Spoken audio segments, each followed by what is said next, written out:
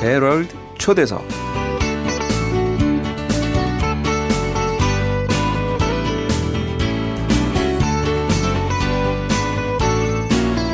안녕하세요, 청취자 여러분. 헤럴드 초대석 김금자 인사드립니다. 가을이 깊어가는 11월 첫 주말 아침인 토요일이 마음은 그리 가볍지만은 않는데요. 미국이나 한국이나 요즘 많이 어수선하잖아요. 한국은 비선실세니 허수아비 대통령이니 하는 말들로 모든 뉴스와 인터넷이 도배가 되다시피 했고요. 미국은 대선을 앞두고 양쪽 후보 모두가 여러 스캔들로 인해서 지지율이 역전에 역전을 거듭하는 혼전 양상을 보이고 있습니다. 로마서 13장 1절 각 사람은 위에 있는 권세들에게 복종하라. 권세는 하나님으로부터 나지 않음이 없나니 모든 권세는 다 하나님께서 정하신 바라. 이런 때 우리 믿는 크리스천들은 어떻게 생각하며 또 어떻게 선교에 임해야 될지 오늘 한번 이야기를 나눠보겠습니다. 오늘 모신 분은요. 주는 사랑채 이민법률센터 대표이시고요. 이민국 공인변호인이며 또 목회자이신 박창현 목사님을 모시고 이 시간 함께 얘기 나눠보려고 합니다. 오늘 나누게 되는 대화 내용은요. 크리스찬 헤럴드의 공식 입장이 아님을 먼저 말씀드리고 시작하려고 합니다. 안녕하세요, 목사님. 예, 안녕하십니까? 네, 목사님은 이미 우리 헤럴드 초대석을 통해서 이민 그 법률 관련 상담을 많이 하셨고요. 그렇죠? 예, 그렇습니다. 또 화요일 날 또 새벽 설교를 통해서 이미 우리 청취자 여러분들에게는 아주 익숙한 목사님이세요. 예. 예, 오늘 또 뵙게 돼서 너무 반갑습니다. 초대해 주셔서 감사합니다. 네. 오늘은 가볍지만은 않은 그런 이슈를 좀 다뤄야 되는데요. 예. 요즘 언론을 통해서 다뤄주고 있는 주 내용이 그 하나의 이슈에 지나지 않잖아요. 그렇죠. 예. 사실 중요한 이슈를 정작 다뤄지지 않고 정말 또 사실 다뤄져야 하는 또 중요한 이슈가 있는데 오늘도 목사님과 함께 좀 나누는 귀한 시간이 되었으면 좋겠습니다. 감사합니다. 네. 오늘 원래는 다른 주제로 네. 뭐 성경이나 그 이민법이나 이런 주제를 다루려고 오래전부터 계획은 있었는데 네. 최근 이제 또 선거철이 다가와서 우리가 신경 쓰는 관심사가 네. 선거이다 보니까 거기에 대해서 저의 그런 어떤 개인적인 의견을 한번 청취자분들과 나누었으면 하는 그런 생각이 어제 들었어요. 네, 너무 그래서 좋은 시간 같습니다. 준비는 제대로 못했지만 좀 나름대로 좀 이런 얘기를 한번 같이 나눴으면 좋겠다는 내용을 좀 몇 가지 가지고 왔거든요. 그래서 네, 오늘 네. 이렇게 허락을 해주셔서 감사합니다. 정말 저희 시청자들이나 또 애청자들 모두가요. TV나 이런 라디오를 통해서 듣는 거는 아까도 제가 말씀드렸지만 정작 우리가 알아야 되고 다뤄질 중요한 이슈가 하나도 안 다뤄졌잖아요. 그렇죠. 그래서 오늘 한번 첫 번째로 다뤄야 될 내용이 오늘은 대다수의 한국 사람을 대표한다고 할 수 있는 중산층 입장에서 네. 대선을 어떻게 봐야 되겠는가, 또 미국 속의 한인으로서 네. 또 어떻게 봐야 되겠는가, 또 마지막으로는 우리 기독교인으로서 대선을 어떻게 봐야 되겠는가 이런 생각을 하면서 몇 가지 주제를 준비해 왔는데요. 그 중에 하나가 미국의 부채예요. 네. 미국이 지금 현재 2016년 10월을 기준으로 해서 천문학적인 숫자인 20조가 넘는 부채를 안고 있습니다. 근데 저는 20조가 얼마나 큰 숫자인지는 모르지만 아마 100만이 몇백만이 되는 걸로 알아요. 그러니까 계산을 할 수 없는데 여기에 대한 이자를 정부가 매년 2조 5천억 원 또는 미국 정부 예산의 한 6%를 지금 이자로 내주고 있습니다. 어마어마하네요. 어마어마해요. 그런데 이 문제는 뭐냐면 이 부채가 계속 늘어나고 있다는 거예요. 2015년 9월 달에는 18조였습니다. 부채가. 근데 그게 지금 1년 만에 또 2조가 넘어갔고 지금 매년 이런 식으로 늘어가고 있고 오바마 정책이나 힐러리 클린턴이 내놓는 정책이나 트럼프가 내놓는 정책은 이 부채에 대한 이슈를 다루지를 않고 있어요. 근데 이제 문제는 뭐냐면 지금 좀 아까 이 부채를 갖다가 정부에서 지금 이자로 한 2조 5천억 원을 지금 내고 있다고 그랬는데 정부 예산의 6%인데 이것도 컨트롤된 숫자예요. 뭐냐면 지금 금융 이자가 0% 정도 되잖아요. 그 0%라는 것이 우리 일하는 사람들을 위해서 만든 게 아니라 사실은 이자율이 올라가면은 정부가 이 이자를 내지를 못하기 때문에 네네. 이게 이제 빚이 큰 문제가 되니까 지금 이거를 막기 위해서 지금 0%를 유지하고 있거든요. 근데 미국의 경제가 조금 좋아진다 싶으면 이 이자율을 1%, 2% 올리면 이 6%가 또 올라가는 거예요. 그렇죠. 그러니까는 이런 정책을 통해서 이 정책이 우연하게 만들어진 게 아니라 오늘 이제 드리고 싶은 말씀은 뭐냐면은 소위 말하는 위에 있는 사람들, 네. 부자들이 만들어낸 제도예요. 계획적인 거. 계획적인 거. 네. 그래서 일 안 하고도 네. 가만히 앉아서 국민들이 내는 6%의 세금을 갖다가 누군가가 누린다는 거죠. 은행이 누리고 있다는 거죠. 그 은행을 통해서 은행에 스탁을 투자한 사람들이 소수의 백인들, 소수의 부자들이 그걸 앉아서 돈을 벌어먹는데 일해서 벌어먹는 돈이 아니라 정말 힘들게 일하고 있는 이 중산층이 내는 네. 돈으로 유지를 해가고 있어요. 그래서 지금 매년 적자가 미국 정부가 예산안의 적자가 지금 5,860억 불의 적자를 지금 매년. 그러니까 예를 들면은 세금으로 지금 100불을 걷었으면은 네. 1년 예산을 100불을 만들어야 되는데 지금 네. 200불을 쓰고 있는 거예요. 근데 200불을 왜 쓰느냐? 누군가에게 유익이 되기 때문에 200불의 정책을 쓰는 거예요. 누가 유익을 보나요? 그러면 부자들이죠. 그러네. 돈 있는 은행에 사람이. 투자한 사람들, 은행가들 이런 사람들이 유익을 하기 때문에 하는 거고 우리 같은 아버지 조, 네. 김 씨, 이 씨, 최 씨는 열심히 일해갖고 세금 내면은 이 사람들이 가져가서 부자들한테 넘겨주는 것뿐이 안 네. 되는 거죠. 그래서 우리가 선거를 할 때 이슈는 네. 매년 일어나는 적자를 누가 줄일 것이냐. 이 미국이 안고 있는 부채를 어떻게 줄일 것이냐 이거를 다뤄야 되는데 이거를 다루지를 않고 있습니다. 네. 뭐 누가 무슨 욕을 했네, 누가 무슨 우리한테는 실질적으로 중요하지 않은 이슈를 네. 이슈에 우리가 지금 빨려 들어가서 그것만 보여주니까 눈가림을 하는 눈가림만 거죠. 하는 거죠, 사실은. 네. 그래서 실질적으로 누군가가 이득을 보는데 우리는 피해자인데 우리가 피해 입고 있는 것에 대한 얘기는 못 나누고 그쵸. 그냥 우리한테 실질적으로 중요하지 않은 예. 우리가 신경을 쓰나 신경을 쓰지 않나 일어나는 일들에 대해서 우습게스러운 일들에 이제 국민들의 정신을 이제 혼을 빼앗아 가고 있다 이거죠. 그래서 중요한 거는 뭐냐면은 지금 정부 보조가 너무 세요. 네.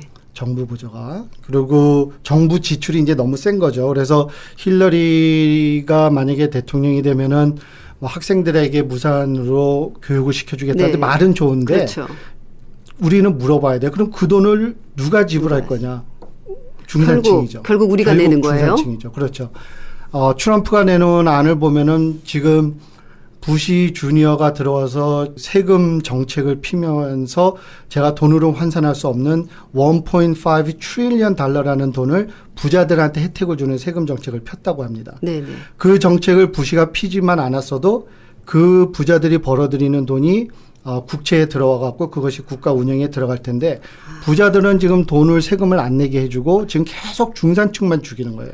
그래서 우리 딜레마는 뭐냐면은 힐러리가 돼도 중산층이 죽어나는 문제고. 거고 네. 트럼프가 돼도 그러니까 우리는 지금 정말 어떻게 해야 이러지도 돼요? 저러지도 못하는 정말 한국으로 돌아가자니 한국도 저 모양이고 참 문제인 거죠. 네. 그래서 목사님. 그런 그 얘기를 좀 나누고 싶었고요. 그럼 두 번째 예.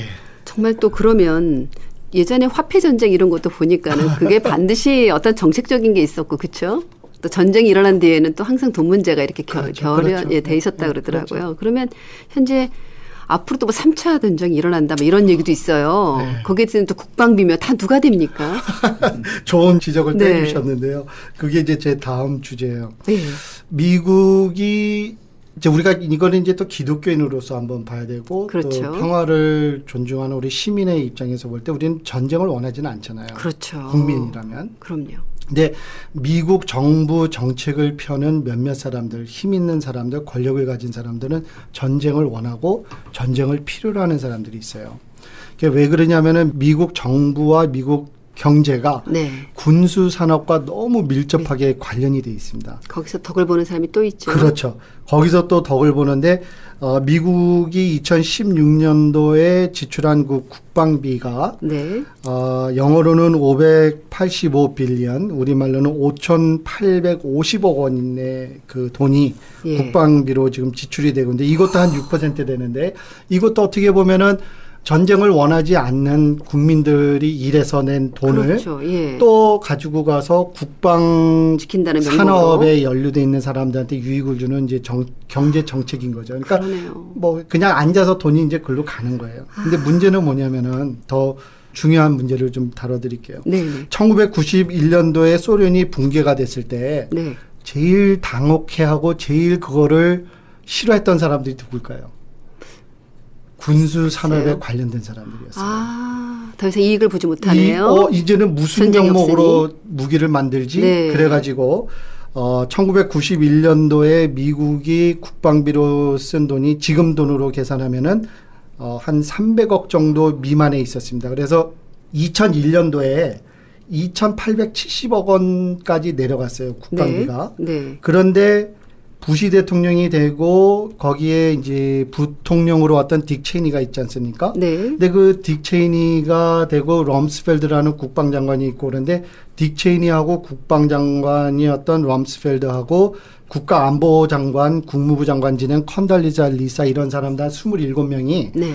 부시가 대통령 되기 전에 21세기 미국을 위한 프로젝트라고 하는 미국 정책을 만들어 놓은 자료가 있어요. 네. 그 정책 자료를 보게 되면은 미국이 필요한 것은 끝없는 전쟁이다 이렇게 돼 있습니다. 아이러니네요. 아이러니한 거예요. 네. 그래서 소련이 붕괴됐을 때 미국 시민들이 원했던 거는 이제는 평화로운 세상을 만들자 이랬는데 군수 산업은 망가지기 시작하니까 거기에 연루돼 있던 권력을 가진 사람들은 그럼 어떻게 군수 산업을 살릴 것인가를 생각해서 전쟁을 만들어야 되겠다. 이게 무슨 얘기죠. 이게 무슨 얘기예요. 예. 그래서 21세기 미국을 위한 프로젝트, 영어를 아시는 분들은 Project for the New American Century라는 자료를 한번 보시면 되는데 거기에 네. 뭐라고 돼 있는가 하면은 미국 국방부를 일으키기 위해서는 진주만 폭격과도 유사한 사건이 미국 내에서 일어나야 된다라고 써져 있어요. 말도 안 돼요. 그래서 이제 9.11 테러 사건을 네. 이 딕 체이니랑 이 럼스펠드가 만들어낸 조작극이다라고 하는 이제 그 그런 말까지. 설이 나왔고 예. 그걸 이제 살펴보면 이제 거기에 굉장히 타당성이 있거든요. 그래서 아이러니하게도 1991년에 300억이었던 국방비가 2001년에는 287억으로 떨어지고 이제 이거 없어져야 된다는 여론이 막 일어나고 있다가 네. 2001년에 9.11 9.11. 테러 사건이 일어나서 2002년에는 328억으로 다시 올라가고 증가됐네요. 2008년에 가서 얼마가 됐겠어요? 477억 불로 뛰어 올라가요. 그리고 엄청나게. 그리고 제 2011년도는 네. 717억까지 올라갔습니다. 어머나 2배 이상이 올랐어요. 2배 이상 올라간 거예요.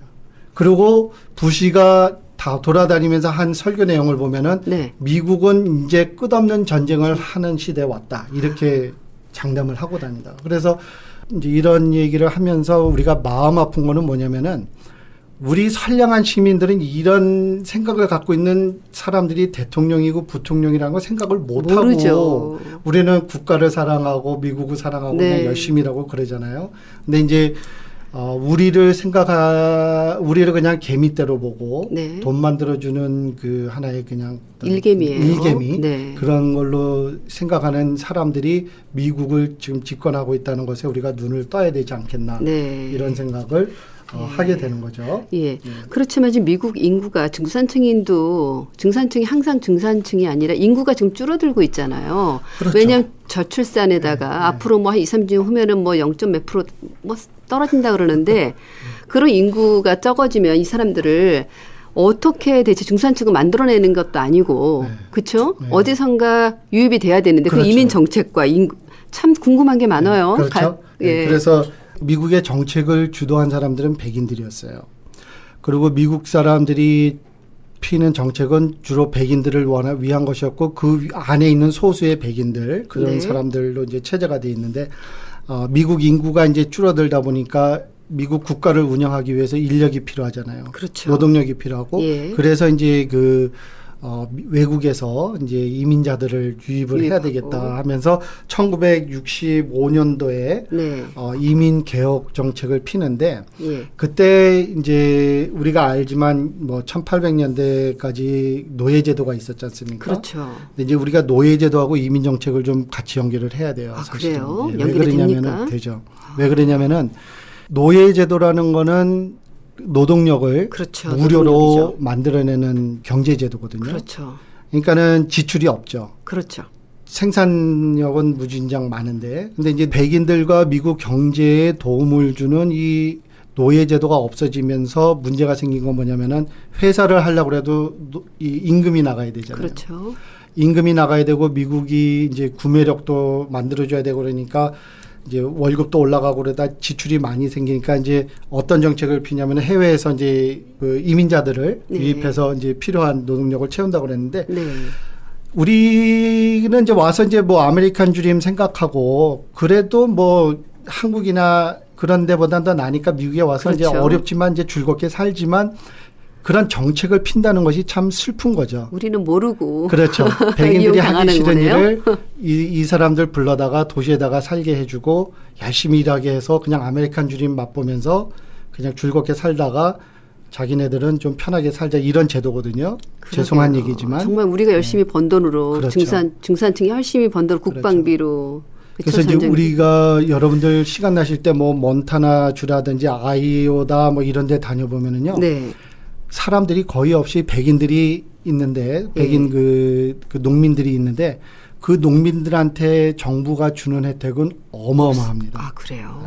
우리가 상상을 초월하는 돈으로 농장이 운영이 돼요. 정부에서 지출해 주는 네. 돈으로. 그러면 이제 구조를 보면은 도시에 있는 이민자들이 열심히 일해 갖고 돈이 들어가면은 네. 한 군데 모이면 그걸로 이제 백인들한테 편하게 가는 그런 어떤 뭐 좀 너무 심한 표현인지 모르지만 죄송해요. 아니 숨겨진 얘기가 참 많네요. 우리가 모르는. 예, 그런데 더 중요한 거는 여기서 이제 이민 개혁이라는 얘기가 왜 나오기 시작을 했는가 하면은 이제 노동 그 이민자들의 미국에 사는 이제 연도수가 늘어나면서 미국 제도를 알고 정기에 들어가면서 사실을 알고 보면 알면서 이제 이민자들한테 유익한 정책을 피기 시작하니까 네. 예를 들어서 백인들이 누리던 그 노른자가 자꾸만 이제 빠져나가니까 이제 네. 그게 싫은 거예요. 네. 그냥 와서 일이나 하다가 죽어줘야 되는데 네. 자기네들 변호사 되겠다, 의사 되겠다, 정치하겠다 그렇죠. 그러니까 입지가 이제 커지니까. 네, 그러니까 아 이거 안 되겠다는 이제 그런 얘기가 나오고 이제 이민자들은 이민 개혁을 해서 좀 더 페어한 그렇죠. 이제 정당한 정책을 피자 그러는데 지금 사실 미국의 지금 현대판 노예제도는 네. 그 신분 미비자들이 사실은 현대판 노예제도에 속하는 사람들이죠. 왜냐하면 미국 정부가 이 사람들이 있다는 걸 알고 권장을 해왔어요. 지금까지는. 네. 왜냐하면 와서 미국 정부의 혜택은 받지 않고 열심히 일하고 네. 거의 뭐 하루에 뭐 20, 30불, 50불 받고도 일해주는 이런 저임금 노동제도가 필요했거든요. 그렇죠.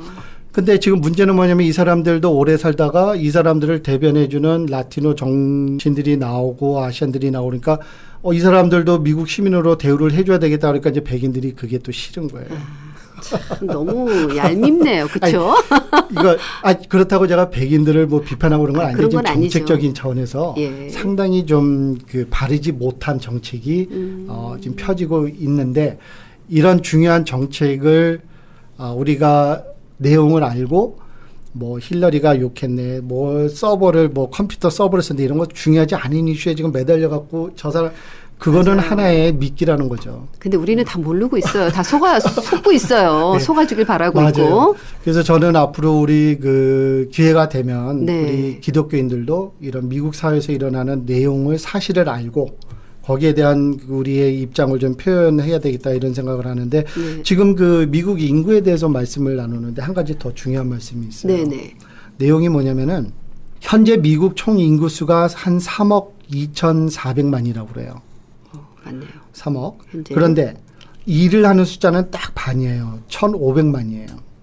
그러면 반대로 말하면은 1,500만이 일해가지고 일해서 지금 3억이 이제 다 같이 먹고 사는 거예요. 예, 지금. 그러네요. 그 중에 이제 뭐 이제 중산층이 얼마나 되는지 모르지만 지금 그 인구수에서 제일 우리가 관심을 갖고 봐야 되는 숫자가 뭐냐면은 65세 이상이 되는 연장자 그 계층이거든요. 네. 그래서 2015년도에 현재 미국의 65세가 넘은 연장자들이 4,600만으로 나와 있습니다. 이분이 연금을 받는 이제 혜택자들이죠. 연금 혜택자들이죠. 연령. 네. 그래서 이분들이 65세 은퇴를 하게 되면 평균 19년 하고 한 6개월 정도 수명이 연장이 되는데 네. 그동안 일하는 사람들이 이분들의 생계를 책임을 지고 있는 제도예요. 지금. 그렇죠. 네, 사실은 네. 뭐 그건 당연하니까 그걸 불평불만하는 건 아니고 네, 이제까지 이제 그런 이제 그 제도가 있다는 거죠. 네. 근데 더 중요한 거는 사람의 수명이 늘어나다 보니까 이제 85세가 넘는 숫자가 자꾸만 늘어나는데 그죠. 현재 600만이 넘어요. 근데 네. 이 숫자가 계속 늘어나는데 85세 넘는 인구 숫자가 늘어나는 것의 문제가 뭐냐? 예. 이분들을 정부가 이분들에게 줘야 하는 그 혜택이 예. 액수가 보통이 아닌 거예요. 여러분들 잘 아시잖아요. 수술 한번 하고 나면은 예. 10만 불. 엄청나죠. 우리가 이제 그 들으시는 청취자분들이 아셔야 돼요. 네. 미국 좋다. 나 수술하고 왔더니 그냥 돈도 돌라는 말도 안 하고 그냥 가네. 그게 그 아니죠. 책임을 네. 누가 지죠? 중산층이 지는 거예요. 자식들이 지죠. 이 다음에. 자식들이 져요. 네. 그래서 제가 이민법을 하면서도 참 고민인 게 뭐냐면 우리 한국 사람들이 미국을 사랑하는 마음으로 한번 생각해 봐야 되는 게 이런 게 있어요. 네. 한국에서 평생을 사시던 부모님이 네. 한국에서 이제 줄기실과 다 놀다가 80세 돼서 이제 몸이 아프고 아무것도 못하면은 미국을 오고 싶어 하세요. 네. 자식 곁으로. 자식 곁으로 오는 게 아니라 네. 와서 정부 혜택을 받겠다는 거죠. 명목은. 명목은. 네. 인간적으로 이해는 하고 네. 오시면은 도와줘야 된다고 생각을 하지만 정책적인 면에서 이게 바람직한 건가? 그러네요. 이게 도덕성이 있는 건가? 이런 것들은 얘기가 돼야 돼요. 왜냐하면 이거는 백인, 흑인, 한인의 문제가 아니라 우리 예. 모두의 문제예요. 고령화 시대에. 네, 고령화 시대에서 네. 그 상황은 이해를 하지만 그 모든 짐을 미국에서 일하는 중산층이 져야 된다는 이 현실적인 그 상황을 판단했을 때 이거는 인도주의적으로는 우리가 마음으로는 오케이지만 현실적으로는 내가 일을 해서 미국 사회에 한 번도 세금도 내지 않은 사람이 와서 정부 보조 아파트를 살고 의료 혜택을 받고 이런 것들이 얼마나 갈 수 있는가. 이 말씀을 제가 왜 드리냐면은 지금 현재 미국에 있는 분들은 다 이런 제도를 혜택을 받아야 된다고 봐요. 그런데 힐러리나 트럼프나 이런 이슈에 대해서 그 해결책을 내놓는 정책을 피지 않으면 네. 앞으로 미국이 무너진다고 다 내다보고 있어요. 예. 무너질 수뿐이 없죠. 그러네요. 무너질 수뿐이 없죠. 지금 빚을 봐도 그렇고 네. 인구 비율을 봐도 그렇고 이 제도가 유지가 될 수가 없는 거예요. 그래서 지금 제가 오늘 방송에 나오기 전에 어떤 굉장히 유명한 경제학자가 내놓은 하버드에 있는 경제학자가 내놓은 거니까 트럼프랑 힐러리가 제3차 그 토론회에서 이런 거 주제 다루지 않고 네. 서로 손가락질하고 끝난 거는 지금 미국의 붕괴를 네. 초래하는 결과뿐이 없다. 네. 이렇게 지금 얘기를 하고 있거든요. 네, 네. 그래서 여기에 오신 노인분들을 손가락질하고 가서 이러자고 하는 얘기는 아니고 네. 이게 우리 문제니까 네. 현실을 바로 보자는 현실을 얘기죠. 바로 보자는 네. 차원에서 네. 지금 말씀을 드리고 있는 거거든요. 네. 그래서 지금 참 이런 재정적인 면에 이거 지금 힐러리도 그렇고 트럼프도 그렇고 무조건 사람들 듣기 좋아하는 거냐 무료로 해주자 이러는데 거기에서 지금 피해자는 누구냐면 바로 중산층이죠. 우리 중산층이다라는 말씀을 오늘 좀 갈수록 지금 주제가 무겁습니다. 정말 우리가 현실을 바로 직시하고 알아야 되는데 네. 이제야 조금 좀 눈이 저도 좀 떠지는 것 같습니다. 네, 왜냐하면 그냥 눈에 보이는 거에 네. 가벼운 그 증상이 현혹되기 쉽고 힐러리를 뽑아야 되나 뽑아야 트럼프를 해야 되나 그 보이는 가시적인 것들에 사람들이 자꾸 흔들리고 있잖아요. 그렇죠. 그래서 이런 것들을 좀 들으면 우리 청취자분들이 많이 도움이 될 것 같아요. 불행하게도 이제 우리에게는 둘 다 우리한테 유익하지 않은 후보자들이 나와 있는데 맞습니다. 그게 문제예요. 제가 이제 제안하고 싶은 거는 누구를 찍더라도 우리가 슬픈 마음으로 찍어야 된다는 거죠. 기도하는 마음으로. 기도하는 마음으로. 예. 그래서 다음에는 좀 더 유익한 이제 네. 저희 나와야 되겠다는 얘기고. 오늘 다루지 못한 이슈를 내일 이 시간 마저 나누고자 합니다. 많은 청취 바랍니다. 지금까지 주는 사랑채 이민법률센터 대표이시며 이민국 공인변호인이시고 또 주는 사랑채 교회 담임하고 계시는 우리 박창영 목사를 모시고 이 시간 아주 유익한 시간을 가졌습니다. 혹시 듣는 청취자분들 중에서요. 또 이민 관련에 관해서 궁금하신 점이나 또 상담을 원하시는 분은요. 전화번호 213-247-3560 213-247-3560으로 연락하시기 바랍니다. 목사님 감사합니다. 네, 감사합니다.